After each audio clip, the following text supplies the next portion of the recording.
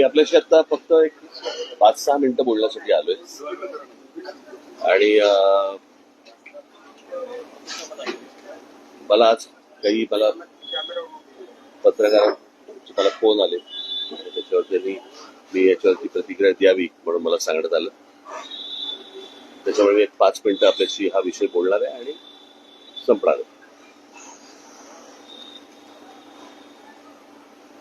खरं तर आता मला प्रेस घेणं किंवा आता काही बोलणं, कारण माझ्या मुलाखती झालेल्या आहेत, सभा झालेल्या आहेत, भाषण झालेली आहेत, त्याच्यामधनं अनेक गोष्टी मी बोललेलो आहे. परंतु काल आमची जिथे सभा झाली शिवतीर्थावरती, तिथेच काल देवेंद्र फडणवीस आणि एकनाथ शिंदे आणि बाकी सगळ्या मंडळींची एक सभा झाली आणि त्याच्यामध्ये देवेंद्र फडणवीस असं म्हणाले की राज ठाकरे जे गौतम अदानीबद्दल जे बोललेले आहेत, तर त्याच्यामध्ये मग त्यांनी टाटा, अंबानी आणि इतर सगळ्या उद्योगपतींचा पण विषय काढला आणि त्या उद्योगपतींचं देखील ग्रोथ झालेली आहे अशा प्रकारे त्यांनी गोष्ट सांगितली. मुळात मी माझ्या भाषणामध्ये पण मी ही गोष्ट सांगितली होती, हा विषय कुठच्या उद्योगपतीच्या विरोधातला किंवा उद्योग समूह किंवा उद्योग येऊ नये याच्या विरोधातला हा विषय नाहीये. विषय आहे की उद्या अंबानी असतील, टाटा असतील, इतर उद्योग समूह असतील, बिर्ला असतील, कोणी हिंदुजा असतील, अजून कोणी लोक असतील, त्यांना इथपर्यंत पोहोचायला साधारणपणे 50, 60, 100 वर्ष लागलेली आहेत. पण यांच्याही पलीकडे एक माणूस जातो आणि तो 10 वर्षातच फक्त मोठा होतो. माझा विषय तिकडे आहे.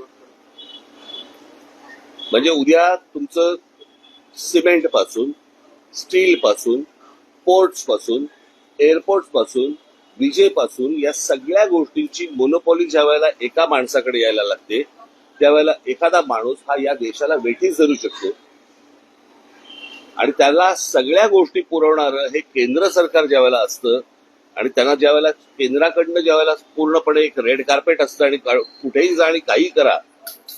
माझा आक्षेप इकडे आहे.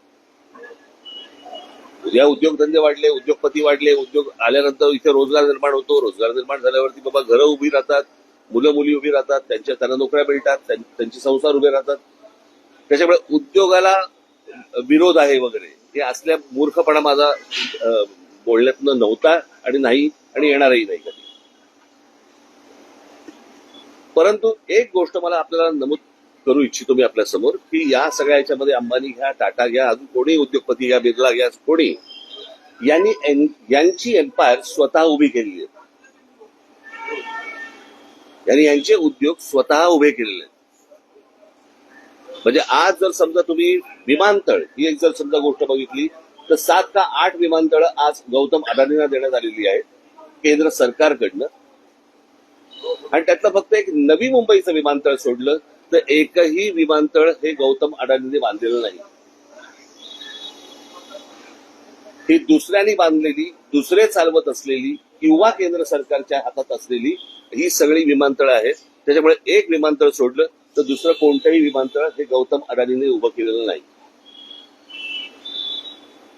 पोर्ट्स याच्यामध्ये एक मुंद्रा पोर्ट सोडलं तर जेवढी पोर्ट्स आता त्या गौतम अदानींच्या हातामध्ये आता आहेत त्यातलं एकही पोर्ट हे गौतम अदानींनी स्वतःहून उभं केलेलं पोर्ट नाही. ही दुसऱ्यांची पोर्ट्स होती. त्यांना गन पॉइंट वरती आणून त्यांच्याकडनं ही संपूर्णपणे पोर्ट्स विकत घेतलेली आहेत.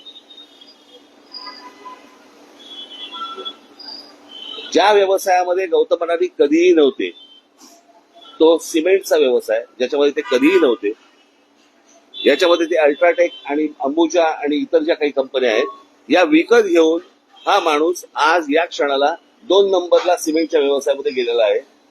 आज बिर्ला 1 नंबरला आहे, 2 नंबरला हा. गेल्या 10 वर्षामध्ये एक माणूस सिमेंटच्या व्यवसायामध्ये 2 नंबरला जातो, दुसऱ्यांचे व्यवसाय खेचून, दुसऱ्यांचे व्यवसाय हातामध्ये घेऊन. पॉवरचं पण तसंच आहे, स्टीलचं पण तसंच आहे, अनेक उद्योग तसे आहेत. सो मला फक्त मुख्यमंत्र्यांना सांगायचंय की हा विषय हा कोणाच्या ग्रोथचा नाहीये. ग्रोथ कशी होतीये, स्वतः उद्योगपतीची वाढ कशी होतीये, तर ती वाढ मला असं वाटतं समजून घेणं हे गरजेचं आहे. देशातल्या प्रत्येक नागरिकाने समजून घेणं गरजेचं आहे.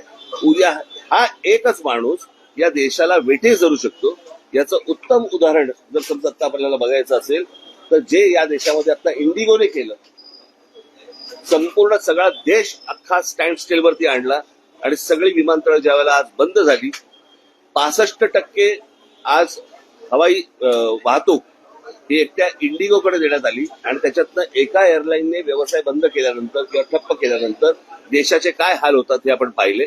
मला असं वाटतं हा धोका सर्वाधिक आहे आणि तो धोका मला असं वाटतं मुख्यमंत्र्यांनी समजून घेणं गरजेचं आहे किंवा त्यांना समजणं गरजेचं आहे किंवा अर्थात समजलं असेल पण ते आता सांगतील तरी कोणाला.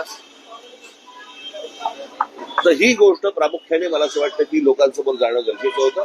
आणि हे उद्योग उभे करत असताना गौतम अदानींना अर्थसहाय्य कुठून झालं, कोणकोणत्या बँकांना आणि कोणकोणत्या इतर इन्स्टिट्यूशन्सना यांना अर्थसहाय्य करायला लावलं.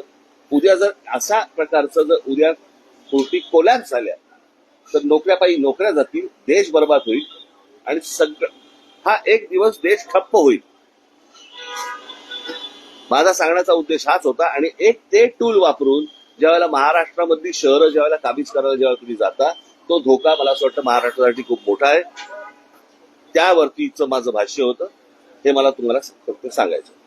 ठीक आहे, धन्यवाद. काही कारण वाटतं धन्यवाद.